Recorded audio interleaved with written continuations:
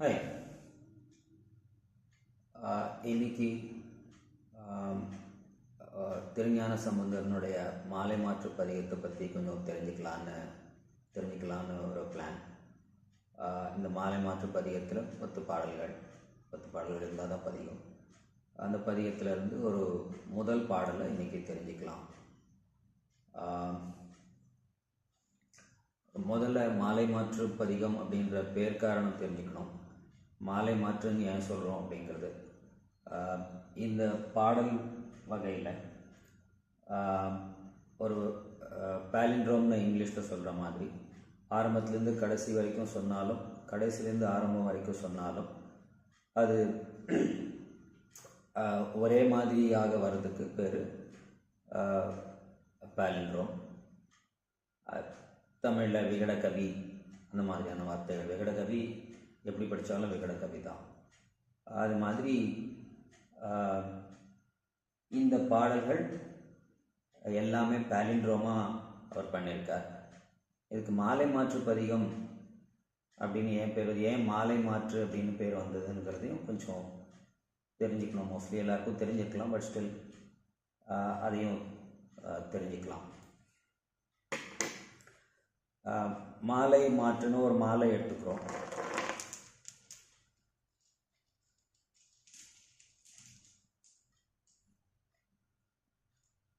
எல்லாருக்கும் தெரிஞ்ச ஒரு மாலை, ஜப மாலை. இந்த ஒரு ஜப மாலையை பார்த்தோம்னா சுற்றிலும் இருக்கிற மணிகள் எண்ணிக்கைக்கு இருந்தாலும் இங்கே ரெண்டும் கூடுற இடத்துல இங்கே தனியாக ஒரு முண்டு முடிச்சிருக்கோம். இப்படி முடிக்கப்பட்டிருக்கிற இடத்துல இந்த மணியை இது மேருன்னு சொல்லப்படுறது. இந்த மேருவை தாண்டி சுற்றி வரதில்லை. இப்போது ஒருவேளை லெட்ஸே இங்கேருந்து ஆரம்பிக்கிறோன்னா, இந்த மணிலேருந்து ஆரம்பிக்கிறோன்னா இந்த எண்ணிக்கை முறை இப்படி ஒன்றா என்றான். நம்ம என்ன சொல்கிறோமோ, கிருஷ்ணா ராமா கோவிந்தா என்ன சொல்கிறோமோ இப்படி ஒன்றா என்றோம். அப்படி முடித்து இந்த பக்கம் வந்ததுக்கு பிறகு, இங்கே வந்ததுக்கு பிறகு இதை தாண்டி போகிறதில்லை, அது முறையில். ஸோ இங்கேருந்து திருப்பி வரணும். அப்போ எண்ணும்போது இவ்வளோ தூரம் இப்படி உள்பக்கம் எடுத்து ஆரம்பித்த போது இங்கே வந்ததுக்கப்புறம் வெளிப்பக்கம் விட ஆரம்பித்து எண்ணுறோம். ஸோ திருப்பியும் இப்படி எண்ணி திருப்பியும் மேருக்கு திருப்பியும் இப்படி வரும். இப்படியே மாற்றி மாற்றி சுற்றி கொண்டிருக்கிறதுனால இது மாலை மாற்று. இந்த செய்யுள் அந்த மாதிரி செய்யுங்கிறத ஒரு அடி, அந்த ஒரு அடியை திருப்பினா இன்னொரு அடி, இப்படி இருக்குது மாலை மாற்றுங்கிற முறையில் இதை எழுதியிருக்கார். இந்த செய்யுள்ள இருக்கிறது எல்லாமே நெடில் எழுத்துக்கள். 14 எழுத்துக்களை கொண்டு அமைச்சிருக்கார். இந்த 14 எழுத்துக்களையும் எப்படி பார்க்கலாம். இங்கேருந்து ஆரம்பிக்கிறோம். யா மா மா, நீ யா மா மா யா, ழீ கா மா கா நா கா, இங்கே முடிக்கிறார். இதையே கீழே எழுதியிருக்கேன். இங்கேருந்து இதை திருப்பி இப்படி படித்தா அதுதான் அடுத்த வரி. காணா காமா காழியா மாமாயா நீ மாமாயா.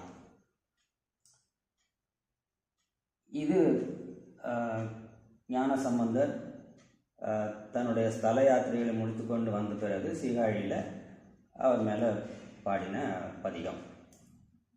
பொருள் பார்க்கலாம். இந்த 14ங்கிறதுக்கும் என்ன சிக்னிஃபிகன்ஸுங்கிறதையும் பார்க்கலாம். இப்போ பொருள் கொஞ்சம் தெரிஞ்சுன்னா அதுக்கப்புறம் அதை பார்க்கலாம்.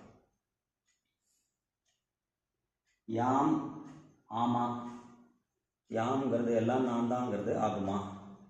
இந்த எல்லாம்னா என்ன,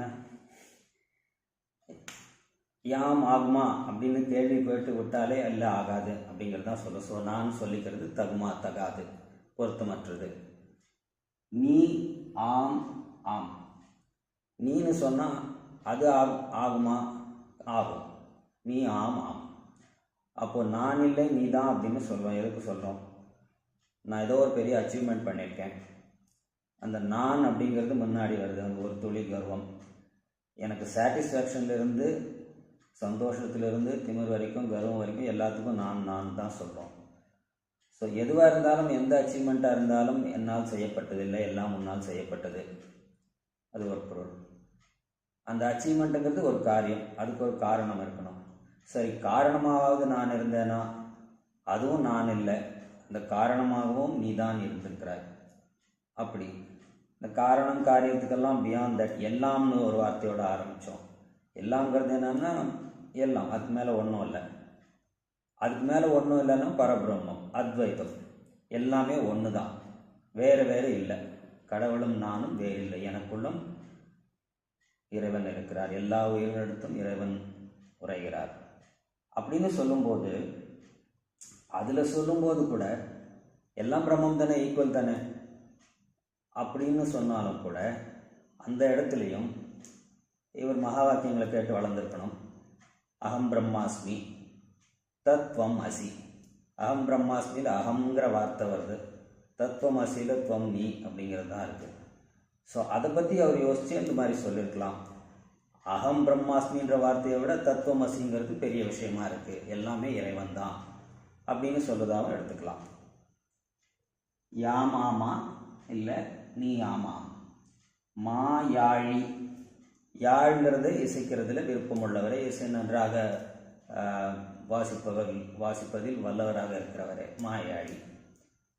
மாயாழி மிகச்சிறப்பு பொருந்திய யாழியை வாசிப்பதில் வல்லவரே, யாழியை வாசிப்பதில் மிகச்சிறந்த வல்லவரே, எப்படி எடுத்துக்கலாம். மாயாழி. கா மா, கா அப்படிங்கிறது சரஸ்வதியை குறிக்கிற சொல், மா மகாலட்சுமியை குறிக்கிற சொல். கா மா, இந்த சரஸ்வதி லக்ஷ்மி நம்ம சாதாரணமாக சொல்லும்போது முப்பெரும் தேவியர்கள் சொல்லுவோம், துர்கா லக்ஷ்மி சரஸ்வதி தான் சொல்லுவோம். இங்கே சரஸ்வதி லக்ஷ்மி மட்டும் சொல்லியிருக்காரு, துர்காவை சொல்லலை. அதுக்கு காரணம் பின்னாடி வர்றது. நம்மளுக்கு வேண்டிய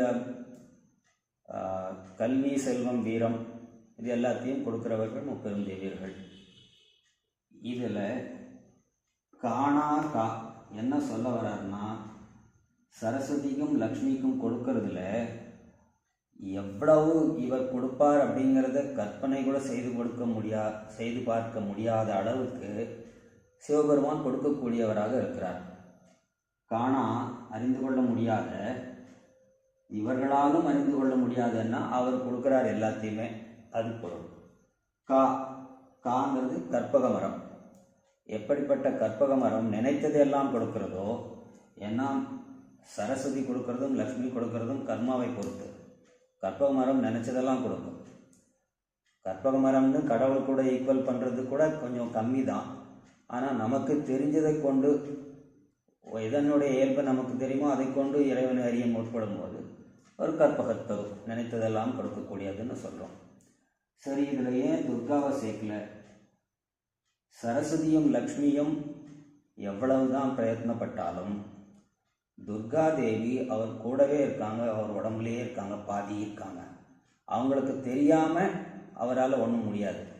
அவருடைய இயல்பை பற்றி நன்றாக தெரிந்திருக்கக்கூடிய அம்பாள், அவளுக்கு எல்லாம் தெரியும். ஆனால் லக்ஷ்மி சரஸ்வதிக்கு தெரியாமல் இருக்கிறதுக்கு நியாயம் இருக்குது. அதனால காமா, காணா கா, இது ஒரு பொருள். இந்த காமா பிரித்து பார்க்காம காமா அப்படி சேர்த்தா பார்த்த உடனே விரும்பத்தக்கவாறு இருக்கக்கூடிய சுந்தர ரூபமுடையவரே சொக்கநாதா. காமா. கான் நாகா, காணக்கூடிய அளவில் அவர் உடம்புல நாகாபரணங்களை சாத்தி கொண்டிருக்கிறார், நாகங்களை ஆபரணமாக சாத்தி கொண்டிருக்கிறார். அந்த மாதிரி ஒரு காட்சி கொடுக்கிறார் நாகா. இப்போ பார்த்தோம், யா மாமா, நீயா மா, மாயாழி, கா மா, காணா கா. இது வரைக்கும் வந்து இப்போ திரும்பி இப்படி போக போகிறதுல என்ன, இங்கே மேலும் இருக்குது, அதனால திருப்பி இப்படி போகிறோம். போகும்போது காணா கா மா. காணானா காணாது, கிடைக்காத. காமா, காமன்கிறது மன்மதனுக்கு கொடுத்த, மன்மதனுக்குரிய பேர் மன்மதன். மன்மதன் காணப்படுவதில்லை. மன்மதனே எரிச்சாலும் அதுக்கப்புறம் மன்மதனுக்கு உயிர் கொடுத்து ஆனால் அருவமாக இருக்கும்படி செய்து, ஸோ யார் கண்ணிலும் படாமல் மன்மதன் இருக்கிற மாதிரி ஆக்கியிருக்கவர். காணா காமா. இன்னொரு பொருள், காணா சாதாரணமாக காண்பதற்கு அரிதான, இல்லை காண கிடைக்காத. காணா முதல்ல சொன்னோம் சரஸ்வதி. மா பிரம்மனை குறிக்கிற சொல். சரஸ்வதி பிரம்மா சேர்ந்து இருக்கக்கூடிய. பிரம்மாவுக்கு வழிபாடு இல்லை தெரியும், அதனால் அவருக்கு கோவில்னு 1-2 கோவில் இருக்குது இந்தியாவிலேயே, கோவில் கிடையாது. ஸோ காண கிடைக்காத சரஸ்வதியோடு சேர்ந்திருக்கக்கூடிய பிரம்மன் காணா காமா. காழியா, காழின்னா சீர்காழி, சீர்காழியை சேர்ந்தவரை சீர்காழிநாதா. காழியா. மா மாயா, மகா மாயா. மாங்கிறது மிகப்பெரிய, மகான்றது குறிக்கிற சொல். மகா மாயா. மகாமாயாங்கிறது அம்பாளுடைய பேர். ரத்தன்பூரில் மகாமாயா தேவி இருக்கிற, மகாமாயாங்கிறது அம்பாளுடைய பேர். சரஸ்வதியோடு கூடியிருக்கிற பிரம்மா, காழிநாதரோடு கூடியிருக்கிற அம்பாள், அம்பாளோடு கூடியிருக்கிற காழிநாதர். நீ மா மாயா. மாங்கிறது மகாலட்சுமி, மாயா மகாவிஷ்ணு, மகாலட்சுமியோடு சேர்ந்திருக்கக்கூடிய மகாவிஷ்ணு. இப்படி முப்பெரும் தேவியரோடு கூடியிருக்கிற மும்மூர்த்திகள் எல்லாருடைய ரூபமாகவும் நீயே இருக்கிற அப்படின்னு சீர்காழிநாதனை பாடுகிறார். இது படிக்க படிக்க நிறைய ஆழமான அர்த்தங்கள் வரும்னு நினைக்கிறேன். அது அது படிக்க படிக்க வரும். இப்போது இதில் இங்கே மா மாயா இன்னொரு பொருள். மா மாயா மகாலட்சுமி மாயா. நீ மகா மாயா. இந்த மாயைகள்ங்கிறது மலம், அடைய முடியாத, நம்ம இறைவனிடம் சேர முடியாமல் நம்ம தடுக்கக்கூடியது எது இருந்தாலும் மாயா. அந்த மாயைகளை நீக்கி அருள் புரிக, அப்படி ஒரு பொருள். இப்போ இந்த 14 பற்றி என்ன அப்படின்னு யோசித்து பார்த்தேன். 14ங்கிறது என்ன பேஸ் பண்ணியிருக்கான்? ஒருவேளை அப்படி ஒரு மீனிங் அவர் கொடுக்கணும்னு நினச்சிருந்தா, இந்த எழுத்து பார்த்திங்கன்னா 1 2 3 4 5 6 7 8 9 10 11 12 13 14. இது ஒரு ரவுண்ட் இப்படி வந்து திருப்பி ஒரு ரிவர்ஸில் 14. இது 14ங்கிறது ஒரு பட்சம். வளர்பிறை தேய்பிறையில் 14 நாட்கள், 14 நாட்கள். 14 14 28ங்கிற போது இது ஒரு லூனார் மந்த். சந்திரனுடைய சாந்திரமான மாதத்தில் ஒரு மாதம், சந்திரனுடைய பேஸ் பண்ணி லூனார் கேலண்டரில் இது ஒரு மாதம். அப்போது இந்த ஒரு எழுத்து ஒரு நாள்னு கொண்டால் இந்த ஒரு பாடல் ஒரு மாதம் ஆகிறது. இந்த ஒரு மாதம் ஒரு பாடல்னா பதிகத்தில் 10 பாடல், அப்போ 10 மாதம். ஒருவேளை இது இந்த பதிகத்தை பாராயணம் பண்ணினால் மகப்பேறு கிடைக்கும் அப்படிங்கிற மாதிரி ஒரு குறிப்பால் அவர் உணர்த்துறாரா அப்படின்னு எனக்கு ஒரு